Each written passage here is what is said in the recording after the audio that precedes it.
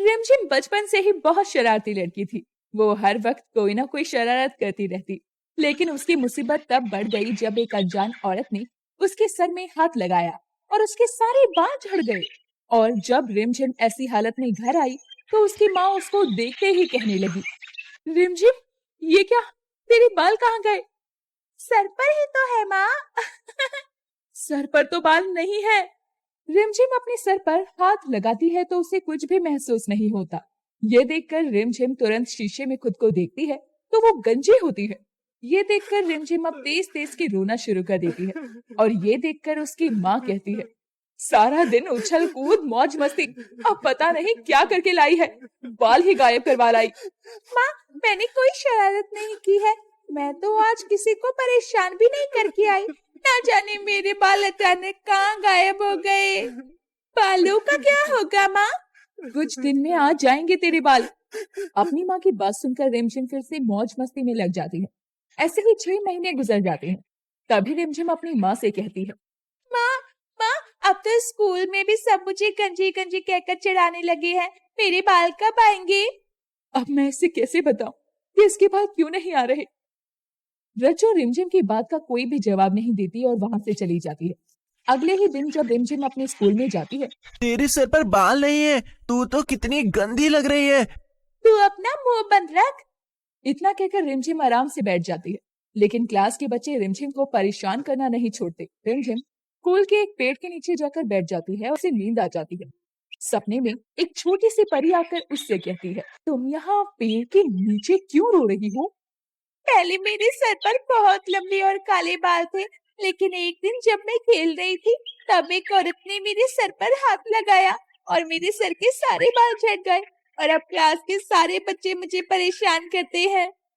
बस इतनी सी बात। लेकिन आप हो कौन? मैं तुम्हारी ये इच्छा पूरी कर सकती हूँ, लेकिन उसके बदले में तुम्हें भी कुछ करना होगा।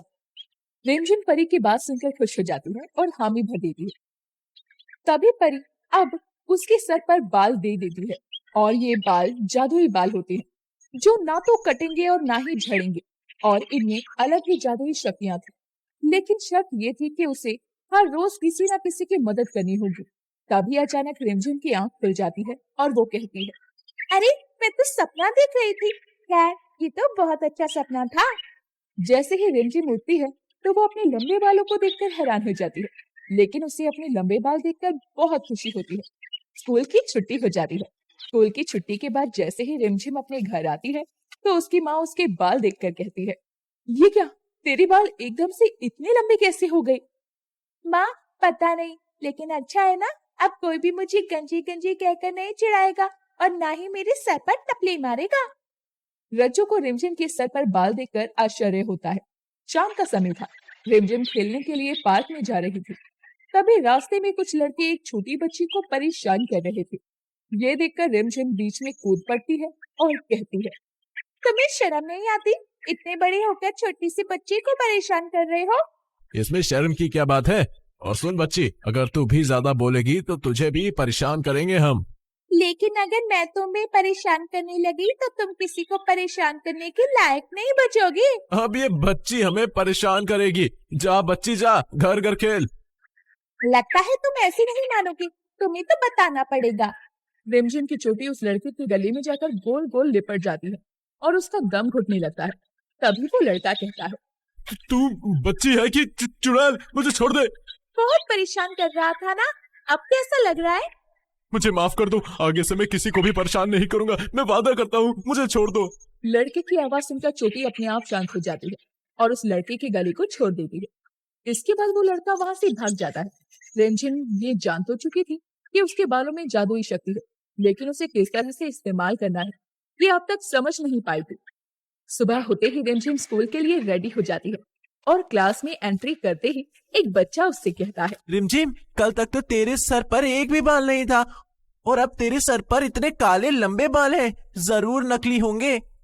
इतना कहकर वो बच्चा रिमझिम के पास आता है और उसके बाल खींचने लगता है, लेकिन बाल नहीं निकलते। हो गया यकीन, ये मेरे एकदम असली बाल है। इतना कहकर रिमझिम बैठ जाती है।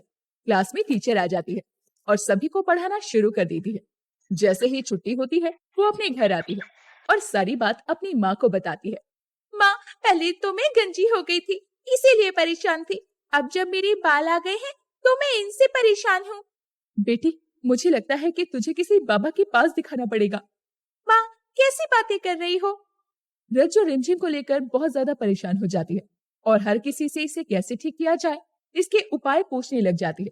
लेकिन रिमझिम अपनी माँ को उस दिन आए सपने के बारे में कुछ नहीं बताती और ना ही रोज किसी की मदद करती।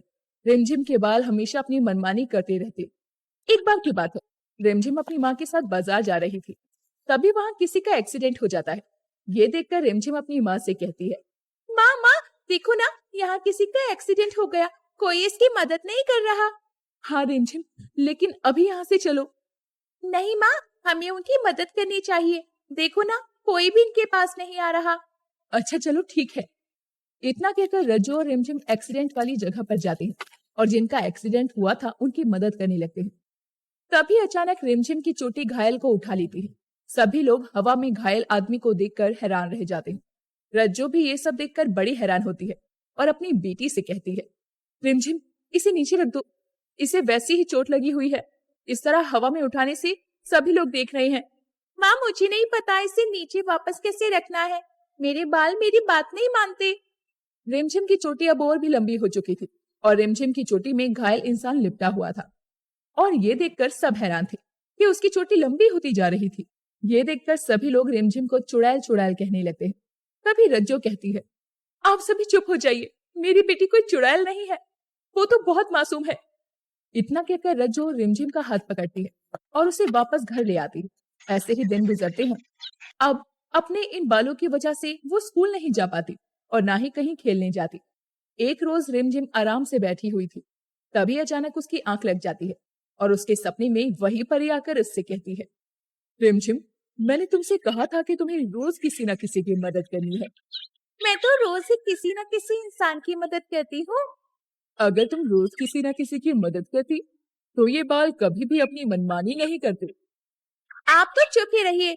आपने तो पता नहीं मेरे बालों के साथ क्या किया है। ये जब मर्जी लंबे हो जाते हैं, जिस मर्जी को पकड़ लेते हैं। मैं तो परेशान हो चुकी हूँ। ये सब इसीलिए हो रहा है क्योंकि तुम रोज किसी की मदद नहीं करती। इतने में ही रिमझिम की आंख खुल जाती है और उसे समझ में आता है कि उसे अपने बालों को किस तरह से काबू में करना है। इसके बाद रिमझिम रोजाना किसी जरूरतमंद की मदद किया करती, जिस वजह से अब कोई भी उसे चुड़ैल नहीं कहता और ना ही उसके बाल किसी दूसरे इंसान के सामने अपनी मनमानी करते।